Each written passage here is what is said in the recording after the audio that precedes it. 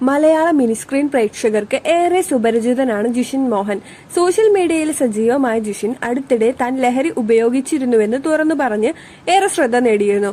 ഇപ്പോഴിത് താൻ 3 വർഷമാണ് ലഹരിക്ക് അടിമയായതെന്നും നമ്മളല്ലാതായി പോകുന്ന ഘട്ടം എത്തിയപ്പോൾ നിർത്തിയെന്നും ജിഷിൻ പറയുന്നു.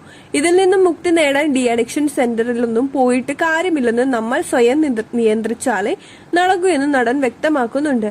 ഞാൻ ലഹരി ഉപയോഗിച്ചിരുന്നുവെന്ന് തുറന്നു പറഞ്ഞിരുന്നു. ഇങ്ങനെ ഒക്കെ പറയാൻ പാടുണ്ടോ എന്ന് പലരും എന്നോട് ചോദിച്ചു.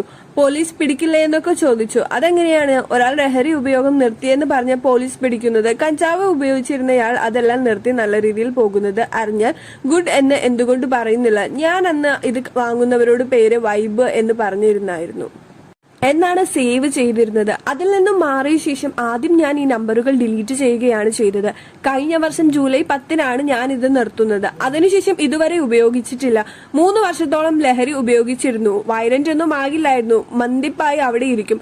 എല്ലാവരും പറയും ഇതൊക്കെ വലിച്ചാൽ ക്രിയേറ്റിവിറ്റി ഉണ്ടാകുമെന്ന്. MDMA ഉപയോഗിച്ചിട്ടുണ്ട്. അത് നമ്മളല്ലാതാക്കും. ഉറക്കം നഷ്ടപ്പെട്ടു. വയലന്റ് പേഴ്സണലാവും. ആദ്യമുള്ള സുഖം പിന്നീട് ഉണ്ടാവില്ല. എന്റെ ഒരു സുഹൃത്തുണ്ട്, അവൻ ഇത് ഉപയോഗിച്ച് എല്ലാവരെയും സംശയമാണ്. ഒരു ഘട്ടത്തിൽ ഞാനും എത്തുമെന്നായപ്പോഴാണ് നിർത്തിയത്. ഡി അഡിക്ഷൻ സെന്ററിലൊന്നും പോകേണ്ട ആവശ്യമില്ല. നമ്മളെ നിയന്ത്രിച്ചാൽ മതി.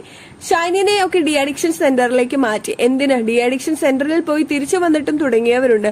സപ്പോർട്ട് ലഭിക്കും. മാറണമെങ്കിൽ നമ്മൾ തന്നെ വിചാരിക്കണം. താൻ 3rd സ്റ്റേജിൽ എത്തിയിരുന്നു. എനിക്ക് ഇതിൽ നിന്ന് മോചനമില്ലെന്നാണ് ഡോക്ടർ പറഞ്ഞത്. അത് കേട്ടതോടെ നിർത്തണമെന്ന് ഞാൻ തീരുമാനിച്ചു. ചലഞ്ചായി ഏറ്റെടുത്തു. ലഹരി നമുക്ക് വേറെയുമുണ്ട്. ലഹരി ഉപയോഗം തീർത്തും നമ്മുടെ ജീവിതത്തെ തന്നെ നഷ്ടപ്പെടുത്തും. അതുകൊണ്ട് അതിലേക്ക് ആരും കടന്നു പോകാതിരിക്കാൻ ശ്രദ്ധിക്കുക. ഇതുപോലുള്ള സെലിബ്രിറ്റി റിലേറ്റഡ് കണ്ടന്റ്സിനായി നമ്മുടെ ചാനൽ ഒന്ന് സബ്സ്ക്രൈബ് ചെയ്ത് സപ്പോർട്ട് ചെയ്യുക.